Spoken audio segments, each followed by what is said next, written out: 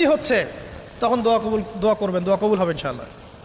দোয়া করার আগে একবার বলবেন আলহামদুলিল্লাহ, কমপক্ষে একবার বলবেন আলহামদুলিল্লাহি রাব্বিল আলামিন, একবার কমপক্ষে। মানে প্রথমে আল্লাহর প্রশংসা করবেন, তারপর একবার দরুদ পড়বেন আল্লাহুম্মা সাল্লি আলা মুহাম্মাদ ওয়া সাল্লিম, তারপর হাত তুলে দোয়া শুরু করবেন। বৃষ্টি পড়ছে, দোয়া শুরু করে দেন, দোয়া কবুল হবে ইনশাআল্লাহ। আজান দিয়েছে, আজান এবং একামতের মাঝখানের সময়টা আছে, এই সময়টা কাজে লাগান, দোয়া কবুল হবে ইনশাআল্লাহ। নামাজে দাঁড়িয়েছেন, সেজদায় গিয়েছেন, সেজদায় দোয়া করেন, দোয়া কবুল হবে ইনশাআল্লাহ। প্রশ্ন করে অনেকে যে ভাই সেজদায় কি বাংলায় দোয়া করা যাবে? হ্যাঁ যাবে, যদি আপনার নামাজটা নফল নামাজ হয়। কোন নামাজ হয়? ফরজ নামাজে করবেন না, নফল নামাজে করতে পারেন ইনশাআল্লাহ। সেজদায় বান্দা আল্লাহর সবচেয়ে কাছাকাছি থাকে, এই সময়ে বেশি বেশি দোয়া করতে রাসূল সাল্লাল্লাহু আলাইহি ওয়াসাল্লাম তাগিদ দিয়েছেন। দোয়া করলে ডাইরেক্ট কবুল হবে ইনশাআল্লাহ। পিতা মাতার খেদমত করে দোয়া করেন, দোয়া কবুল হবে ইনশাআল্লাহ। এখন তো পিতা মাতার খেদমত মানুষ করতে চায় না। এটা সেই যুগ যে যুগে পিতা মাতার সাথে দাস দাসীর মতো আচরণ করা হয়। সন্তানরা ভুলে গেছো তোমরা যে তোমরা একদিন পিতামাতা হবা। আমরাও কিন্তু একদিন পিতামাতা হব। যারা বিয়ে শাদী করেছে, সন্তান সন্ততি হয়েছে, তারা জানে এই যে প্রসব বেদনার একটা সেকেন্ড, এক সেকেন্ড বা 1 মিনিট প্রসব যে বেদনা মায়ের হয়, এর ঋণ আমরা সারা জীবনে শোধ করতে পারবো না। পারবেন? এই কারণেই মায়ের পায়ের নিচ জান্নাতের কথা বলা আছে।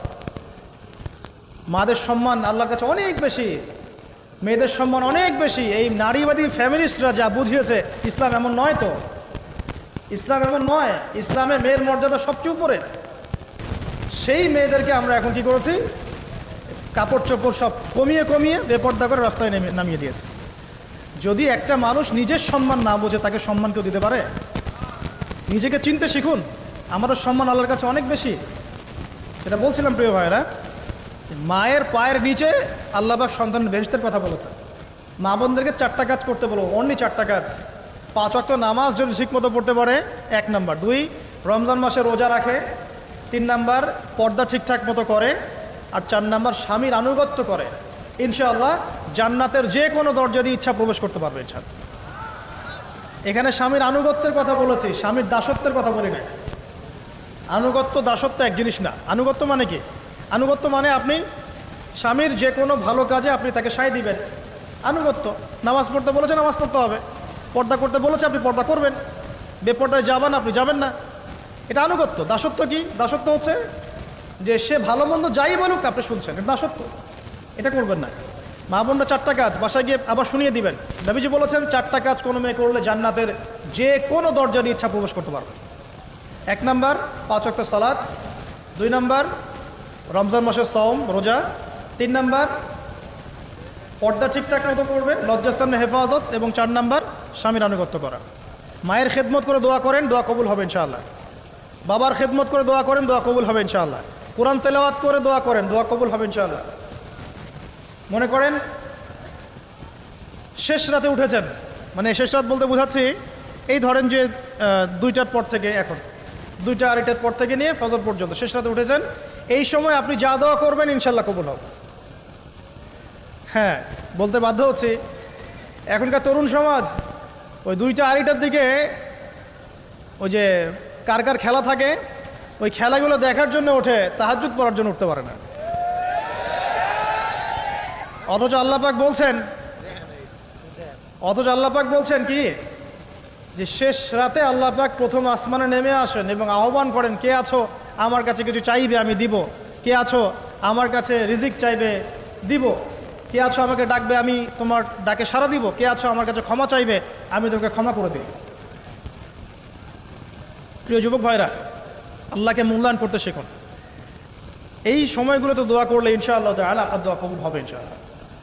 সবচেয়ে ইম্পর্টেন্ট হচ্ছে একটা, যেটা আমরা প্রত্যেক দিন পড়ি, প্রায় 17 রাকাত নামাজ পড়ি আমরা, ফরজ নামাজ। শুধু ফরজ নামাজের কথাই বলছি। এখানে আপনি 34টা সেজদা করেন। 17 রাকাত ফরজ, 34টা সেজদা করেন। প্রত্যেক সেজদায় যদি একটা করে দোয়া করতে পারেন ইনশাআল্লাহ আল্লাহ আপনার দোয়া কবুল করবেন। দোয়া কবুল করার কিছু জায়গা বলে দিলাম, বেশি বেশি দোয়া করতে হবে। আমরা উম্মার অবস্থাগুলোকে বুঝতে শিখব। এখানে এই 3 ব্যক্তি, এটা বলে আমি শেষের দিকে যাচ্ছি, একটু ধৈর্য ধরেন। এই 3 ব্যক্তি পড়ে গেছে গুহার মধ্যে। আমি বলছিলাম জেনা ছেড়ে দিলে তোমার দোয়া আল্লাহ পাক ডাইরেক্ট কবুল করবে ইনশাআল্লাহ। কিভাবে? এই দলিল দিচ্ছিলাম যে তারা বলছে আমাদের তো কোনো আমাদের নেক আমল যা আছে এটা দিয়ে দোয়া করতে হবে, কোনো অপশন তো নাই বের হওয়ার। একজন বলছে যে আল্লাহ আমি আমার পিতামাতার খেদমত করতাম, মাকে দুধ পান না করিয়ে কখনো দুধ পান করি নাই, আল্লাহ এই কাজটা যদি তোমার কাছে ভালো লেগে থাকে আজকে আমাকে এই বিপদ থেকে উদ্ধার করো। এই দোয়া করার সাথে সাথেই এই গুহা থেকে পাথরটা একটু সরে গেল এভাবে। আর জড়বস্তু আল্লাহ পাকের হুকুম মানে, আল্লাহ পাকের হুকুম মানে না খালি দুইটা শ্রেণীর মানুষ, এক হচ্ছে মানুষ আর একটা জিন জাতি। এই পুরো প্রকৃতি আল্লাহ পাকের হুকুম মেনে চলে। আর জড় বলতে আসলে কিছু নাই, যদি আমি বোঝানোর জন্য জড় বলেছি, আল্লাহ পাকের হুকুমে সব কিছু জীবন্ত। এই যে মাটিতে আমরা বসে আছি না এখন, এই মাটি কিয়ামতের মাঠে সাক্ষী দিবে যে এখানে মাহফিল হয়েছিল। হ্যাঁ, ওইখানে বসে তুমি টিকটক করেছ, লেকচার শুনো নাই ভালো করে। একটা মাহফিলে যাচ্ছিলাম, দেখলাম যে এখন স্টেজে উঠি নাই, ওই সুযোগে দেখলাম যুব সমাজ রাস্তার পাশে দাঁড়িয়ে সিগারেট খাচ্ছে, ব্রেক নিচ্ছে আর কি, চা সিগারেটের ব্রেক। হুজুর আসলে আলোচনা শুনবো। এখানে এসে যদি আমরা মানে কোরআন সুন্নাহর বাইরে কোনো কাজ করি, এই মাটি আবার সাক্ষী দিবে। এটা দলিল কোথায় আছে? সূরা জিলজাল পড়ে দেখবেন। সূরা জিলজালের মধ্যে দলিল আছে যে আল্লাহ পাকের হুকুমে এই জমিন কথা বলবে ইনশাআল্লাহ, আল্লাহ পাক হুকুম করলে। জি, তো একটু সরে গেল ওই পাথর। তারপরের ব্যক্তি দোয়া করছে, আল্লাহ আমার একজন কাজের লোক ছিল, সেই কাজের লোক কিছু টাকা পেত, টাকা না নিয়ে বেচারা চলে গেছে, আমি ওই টাকা দিয়ে কিছু পশু কিনেছি, এই পশুগুলো কিনে আমি পালন করেছি। অনেক দিন পর সেই ব্যক্তি এসেছে, আমার টাকা দাও। তখন আমি বলেছিলাম যে এই যতগুলো পশু দেখছো সব তোমার। সেই লোক বলছে, আমার সাথে কি ঠাট্টা করছো? বলছে না, ঠাট্টা করছি না, তোমার টাকা দিয়ে আমি পশু কিনেছিলাম, এই প্রজনন হতে হতে হতে আজকে এতগুলো হয়েছে, সব তোমার, নিয়ে যাও। আল্লাহ কলিজা দেখেন, আসলে দান করার জন্য কলিজা লাগে, টাকা লাগে না। আল্লাহর পথে দান করার জন্যে কলিজা লাগে, টাকা লাগে না। আর কিছু মনে করবেন না, আমি বিভিন্ন মাহফিলে যাচ্ছি, একটা কমন দৃশ্য দেখি এই কালেকশনের। আমার জানা নাই যে এভাবে নাম লিখিয়ে কোনো কালেকশন নবীর যুগ থেকে হয়েছে, আমার জানা নেই। বরং কতটুক দিয়েছে এটা গোপন রাখলেই ভালো। কে দিয়েছে, কত দিয়েছে জানানোর কোনো দরকার নাই। দিয়েছে, নিয়ে চলে আসবেন, শেষ। আমরা কাকে সন্তুষ্ট করার জন্য দেই? আল্লাহ জানলেই তো যথেষ্ট। কি দরকার জনগণ জানতেই হবে আমি 5,000 টাকা দিয়েছি? এতে আমার লাভটা কি? নেকি উল্টা আরো কমে গেল। উল্টা 7 শ্রেণীর মানুষ, একটা হাদিস আছে, 7 শ্রেণীর মানুষ কিয়ামতের মাঠে আরশের ছায়া পাবে। কিসের ছায়া পাবে? আরশের ছায়া, যে ছায়া ছাড়া কোনো ছায়া থাকবে না। ওর মধ্যে এক শ্রেণী হচ্ছে ওই ব্যক্তি যে এত গোপনে দান করে, তার বাম হাত জানে না ডান হাত কি দান করছে। এই ব্যক্তি আরশের ছায়া পাবে ইনশাআল্লাহ। তো দুনিয়া যদি উদ্দেশ্য থাকে, নাম প্রকাশ করা, জাহির করার উদ্দেশ্য থাকে, বা যদি এমন হয় যে এখানে লৌকিকতা উদ্দেশ্য থাকে, নেকি নষ্ট হয়ে যেতে পারে, সুযোগ আছে, চান্স আছে। তো এই ট্রেডিশনগুলো বন্ধ করলে মনে হয় ভালো হয়। এটা আমার পরামর্শ, বাকি এটা বিবেচনা আপনাদের। আর এই ব্যক্তি বলছে আমি এই সব কিছু দান করে দিয়েছি। দেখেন, দান করতে কি লাগে? কলিজা লাগে, টাকা লাগে না কিন্তু। আসলে দান করতে কলিজা লাগে। অনেক রিক্সাওয়ালাকে দেখেছে আমরা, 100 টাকা দান করে দিল, মসজিদের জন্য দান চাচ্ছে, 100 টাকা দান করে দিল। আর অনেক দেখবেন বিত্তশালী, ঢাকা শহরে যাচ্ছি বনানী গুলশান দিয়ে, দান করতে চাইলে 2 টাকা দিচ্ছে, 5 টাকা দিচ্ছে। এমন হয় না? দান করতে কলিজা লাগে। আর একটা কথা মনে রাখবেন, আপনি যত দান করবেন আল্লাহ আপনাকে তত বেশি দিবেন ইনশাআল্লাহ। ইনশাআল্লাহ আল্লাহ পাকের খাজানা যে এত প্রচুর, আপনি দান করলে কমে যাবে এই চিন্তাই করবেন না কখনো। তবে সবচেয়ে সেরা দান কোনটা জানেন? আপনার প্রয়োজন আছে এখন, এই প্রয়োজনের সময় দানটা হচ্ছে সেরা দান। এবং সবচেয়ে উত্তম খরচ কোনটা? সবচেয়ে উত্তম খরচ হচ্ছে আপনার পরিবারের পিছনে খরচ। আপনার পরিবারের পিছনে খরচটা আপনার সবচেয়ে শ্রেষ্ঠ খরচ। আর দান করে মধ্যম পন্থায়, এমন হবে না যে নিঃস্ব হয়ে গেলেন দান করে একদম, আবার এমন না যে কৃপণতা প্রদর্শন হচ্ছে, এমনও না। মধ্যম পন্থায় দান খয়রাত করবে ইনশাআল্লাহ। আর কিয়ামতের মাঠে মানুষ তার দানের ছায়ায় থাকবে ইনশাআল্লাহ। যে যত দান করবে ওই ছায়ার নিচে সে থাকবে। এই ব্যক্তি সব দান করে দিয়েছিল, যাও সব গরু ছাগল তোমার। তৃতীয় ব্যক্তি, পাথর সরে গেল একটু, তৃতীয় ব্যক্তি, যুবক তোমাকে বলছি ভাই, তৃতীয় ব্যক্তি আল্লাহর কাছে বলছে, আল্লাহ আমার একজন সুন্দরী চাচাতো বোন ছিল, আছে না তোমাদের কাজিন, এবং তাকে আমি খুব ভালোবাসতাম। ওই যে এখন বয়ফ্রেন্ড গার্লফ্রেন্ড ফ্রি মিক্সিং, যেটা খুব ভালোবাসতাম। তো তাকে আমি পেতে চাইতাম, তাই আমি তাকে অফার করি সে বলে যে না, আমাকে 100 স্বর্ণ মুদ্রা না দিলে আমি রাজি না। 100 স্বর্ণ মুদ্রা। এই মেয়ের অবশ্য অনেক ডিমান্ড ছিল, তাহলে বোঝা গেল 100 স্বর্ণ মুদ্রা মানে অনেক। জানেন, এখন তো দেখা যায় 1500 টাকা 2000 টাকা দিয়ে মেয়ে তার ইজ্জত বিক্রি করে ফেলছে।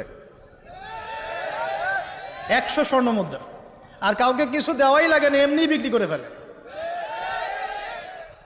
কত প্রশ্ন, কত যে প্রশ্ন আসে আমাদের কাছে যে ভাই বা হুজুর বা ভাইয়া ওস্তাদ, কত জীবনে এক পর্যায়ে ভুল করেছি, এরকম জেনায় লিপ্ত হয়ে গিয়েছিলাম, প্রেম করেছি ইত্যাদি, আমি কী করবো, আমার কি ভালো হওয়ার রাস্তা আছে কিনা, বা আমি তওবা করে ফিরে আসছি, আমি কি এখন বিয়ে করতে পারবো কিনা।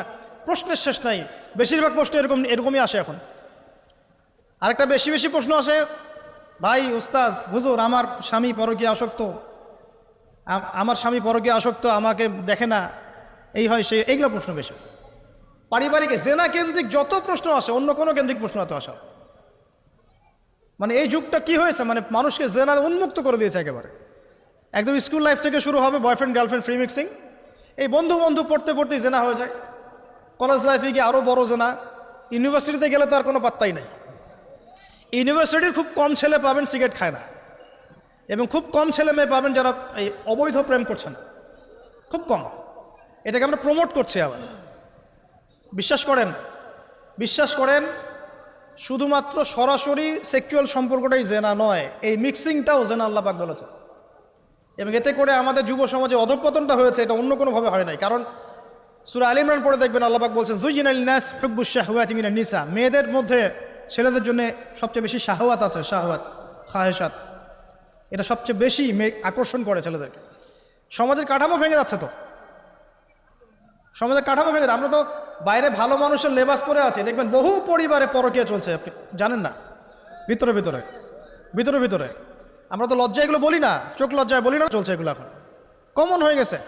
যে ফ্যাশন শোর নামে, বিউটি কন্টেস্টের নামে, এই সেই, মানে অশ্লীলতাকে প্রমোট করা হচ্ছে চতুর্দিক থেকে। রেপ ধর্ষণ দিন দিন বাড়ছে আর বাড়ছে, বাচ্চা কাচ্চা ছোট ছোট বাচ্চা মেয়ে পর্যন্ত রেহাই পাচ্ছে না। এই কয়দিন আগে একটা মেয়েকে কত পিস পিস করে ভাসিয়ে দিয়েছে একেবারে, দেখেন নাই? কোথায় আছেন? সমাজটা কোথায় গেছে? আমরা ভালো মানুষের মুখোশ পরে বসে আছি। একটা মাহফিল করে কি সব হবে? কনস্ট্রাকটিভ কাজ করতে হবে। তারুণ্যের এই শক্তিটাকে আল্লাহর জমিনে দিনের প্রচার প্রসার প্রতিষ্ঠার কাছে ব্যয় করতে হবে। যতক্ষণ পর্যন্ত আমরা এরকম ভালো মানুষের লেবাস সাজে বসে থাকবো না, আমার ঘরেও ফেতনা ঢুকে আসবে, টের পাবেন না। যখন ফেতনা ছড়িয়ে পড়ে ওটাকে দমন করতে হয়। দমন না করলে ওইটা আমার ঘরেও ঢুকবে তো এক সময়, আমি একা ভালো থাকতে পারবো না তো। আরে দমন করার ক্ষমতা আল্লাহ পাক যাদেরকে দিয়েছেন তাদের উপর অবশ্য ওয়াজিব হয়ে গেছে এগুলো দমন করা। এখন তাদের উপর একটা ফরজ ওয়াজিব হয়ে গেছে দমন করা এগুলা, নাহলে আল্লাহ পাক কঠিন শাস্তির সম্মুখীন করবেন। একটা হাদিস বলে সামনে যাই, শেষ করে গুটিয়ে নিচ্ছি। নবীজি বলছেন একদিন ঘুম থেকে উঠে চোখ ঘষতে করছে লা ইলাহা ইল্লাল্লাহ, আল্লাহ লা ইলাহা ইল্লাল্লাহ। তার স্ত্রী সামনে যায়নাব বিনতে জাহাশ রাদিয়াল্লাহু আনহা, তিনি বলছেন ইয়া রাসূলুল্লাহ, কি হয়েছে, সমস্যা কি? নবীজি বলছেন ওয়াইলুল লিল আরব, আরবদের জন্য ধ্বংস, আরবদের জন্য ধ্বংস। মিন শাররি কাদ ইখতারাব, কি ভয়ঙ্কর ফিতনা ধেয়ে আসছে। তখন তার স্ত্রী বলছেন ইয়া রাসূলুল্লাহ আনুহলিকু ওয়া ফিনা সালিহুন, আমাদের মধ্যে সৎ মানুষ ভালো মানুষ থাকা অবস্থাতেও কি আমরা ধ্বংস হয়ে যাব? নবীজি বলছেন বালা, অবশ্যই, নাম, হ্যাঁ অবশ্যই ধ্বংস হবে। ইযা কাসরাতুল খাবাস, যখন সমাজের মধ্যে অশ্লীলতাকে ছড়িয়ে পড়া হবে, যখন সমাজের মধ্যে অশ্লীলতা বেহায়াপনা ছড়িয়ে পড়বে, আলেম জালেম সব ধ্বংস হয়ে যাবে। এই সময় এখন আসে নাই? আসে নাই? হারাম, একটা সামান্য একটা হারাম ঠুনকো একটা খেলাকে নিয়ে সারা বিশ্ব কি করতেছে দেখেন নাই? কি পাগল হয়ে গেছে একেবারে, কি অবস্থা মানুষের মধ্যে। কে খেলে তারও ঠিক নাই, ওই দেশের লোক আমাকে চিনে কিনা তারও ঠিক নাই, নিজের কোনো ব্যক্তিত্ব গায়রত কিছুই নাই। আশ্চর্য একটা জাতি আমরা। কে খেলছে? ভাবখানা এমন যে আমরা মনে হয় যুদ্ধ করে কাফেরদের সাথে দ্বীন ইসলাম কায়েম করে ফেলছে, একদম ভাবখানা। অথচ এগুলো তৈরি করা হয় কি জন্য? যাতে মুসলিম জাতি একদিকে ফোকাস করে থাকে, অন্যদিকে ওরা তাদের উদ্দেশ্য সাধন করবে। এখন সারা ওয়ার্ল্ডের চেহারা একদিকে ফিরাইছে, এদিকে দেখো, এই যে খেলা দেখো, আর বাকি পিছনে যে কাজগুলা ঠিকই করছে ওরা। দেখবে কি কাজ করছে কয়দিন পরে দেখতে পারবে। পাবলিকলি আমি বললাম না, কারণ বললে সব বুঝবেন না আপনারা, আর সব জায়গায় সব কিছু বলতে নাই। ওদের উদ্দেশ্য ওরা কখনো ভুলে যায় নাই। ওরা চাচ্ছে সারা বিশ্বটাকে শাসন করতে এবং মুসলিমদেরকে দমন করতে, এবং আপনাকে খেলতামাশায় ব্যস্ত রেখেছে। লাচো এখন যুবকদের কোনো হিতাহিত জ্ঞান পর্যন্ত চলে গেছে এখন। হিতাহিত জ্ঞান, তোমাকে এইভাবে চুল কাটতে কে বলছে? তোমাকে এইভাবে চুল কাটতে কে বলছে?